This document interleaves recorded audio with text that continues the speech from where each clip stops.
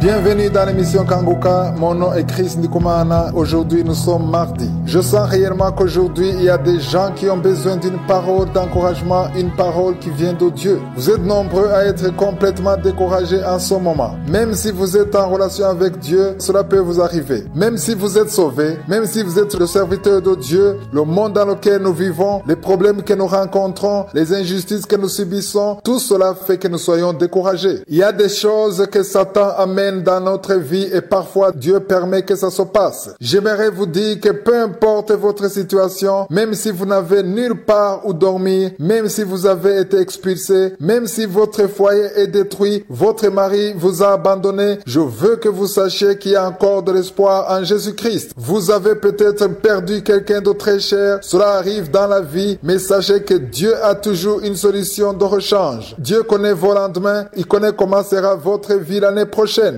Il y a une personne qui m'écoute en ce moment. Vous êtes en train de dire que vous n'avez aucune chance dans la vie, que rien ne marche, que tout ce que vous faites ne réussit jamais. Sachez que c'est un mensonge du diable. Vous avez été créé à l'image de Dieu. Jésus-Christ est mort pour vous à la croix. Je veux que vous sachiez que je suis à pour vous de bons projets. J'aimerais lire aujourd'hui pour vous 2 versets bibliques. Je m'adresse à vous qui n'avez plus envie de prier. Votre cœur est plein d'amertume. Vous ne ressentez que de l'injustice dans votre cœur. Vous êtes arrivé au point où vous détestez le monde. Prenez ces versets comme les vôtres. Faites de cette parole votre vie. Priez conformément à cette parole afin qu'elle devienne vie en vous. Vous devez comprendre que l'Esprit de Dieu vous aide à travers cette parole. Votre vie pourra être transformée. Aujourd'hui même, votre vie peut être transformée. Lisons dans 2 Thessaloniciens chapitre 2 versets 16 à 17. Il est écrit que notre Seigneur Jésus-Christ lui-même est Dieu notre Père qui nous a aimés et qui nous a donné par sa grâce une consolation éternelle et une bonne espérance. Il y a une bonne espérance pour vous. Pourquoi cela? Parce que Jésus-Christ lui-même et Dieu le Père vous a aimé, vous qui êtes dans la désolation, vous qui n'avez nulle part où aller, vous qui voulez vous suicider, ne le faites pas. Satan vous ment. C'est un mensonge du diable. Même si tous ceux qui sont autour de vous vous disent qu'ils ne vous aiment pas, Jésus-Christ lui-même et Dieu le Père vous aiment et il vous aime beaucoup. Ils ont pour vous une bonne espérance. Peut-être que vous traversez une nuit, vous êtes en pleine obscurité, mais le jour viendra certainement. Vous ne savez pas comment sera votre lendemain ou le mois prochain. Vous pouvez vous dire que tout est fini. Moi-même, je suis déjà arrivé à un point où je croyais que tout était fini, mais lorsque j'ai commencé à lire ce genre de paroles, ma foi a été fortifiée. Peut-être vous avez l'impression que tout est fini, mais un jour, vous rendrez grâce à Dieu pour tout ce qu'il aura fait pour vous. Le verset 17 dit que Jésus-Christ et Dieu le Père console vos cœurs. Jésus-Christ et Dieu le Père veulent consoler votre cœur. Et le verset continue en disant qu'il vous affermisse en toute bonne œuvre. Si vous voulez tout abandonner, il veut vous fortifier pour que vous puissiez continuer à faire votre travail ou ce que vous faisiez avant, à prêcher la bonne nouvelle du salut. Dans le verset, il est dit en toute bonne parole. Ce qui veut dire qu'il veut vous donner de bonnes paroles. Il veut vous fortifier pour que vous ne vous lamentiez plus. Ne désespérez plus. Jésus-Christ et Dieu le Père ont préparé une surprise. Commencez à rendre grâce à Dieu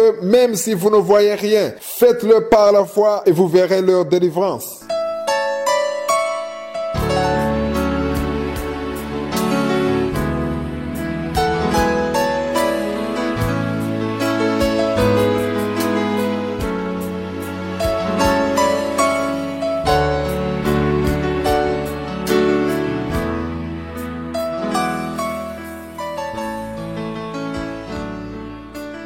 Nous sommes dans la deuxième partie. Nous continuons avec notre enseignement, un enseignement sur le livre de la Genèse. Nous prendrons le temps qu'il faudra pour cette étude car je veux que ceux qui suivent cette émission apprennent à lire la Bible. J'espère que vous avez lu tout le premier chapitre et le deuxième chapitre, du moins ceux qui étaient avec moi depuis le début de cet enseignement. Si vous ne les avez pas lus, il sera difficile pour vous de comprendre la suite. Je veux que vous lisiez tous les passages que je vous donnerai car je ne lirai pas tout à propos de ce livre, mais vous allez comprendre comprendre au fur et à mesure que vous lirez cette parole. Et si vous êtes nouveau, c'est mieux de lire les 2 premiers chapitres juste après cette émission. Je vais parler à propos de ce que l'Esprit de Dieu me communiquera, mais c'est à vous de continuer à creuser, à lire cette parole pour que l'Esprit de Dieu vous révèle encore plus de choses. Hier, nous avons parlé de 3 choses qu'une personne a toujours besoin d'avoir: un travail, une maison et un conjoint. Nous avons vu hier qu'Adam n'a pas eu besoin de demander cela, mais Dieu l'avait déjà prévu pour lui. Dieu a choisi la femme pour Adam. Ce n'est pas Adam qui a lui-même choisi sa femme. Dans Genèse chapitre 2 verset 18, il est écrit: l'Éternel Dieu dit, il n'est pas bon que l'homme soit seul. Je lui ferai une aide semblable à lui. Ce verset vous aidera beaucoup. Là, je parle aux célibataires qui m'écoutent. Que vous soyez garçon ou fille,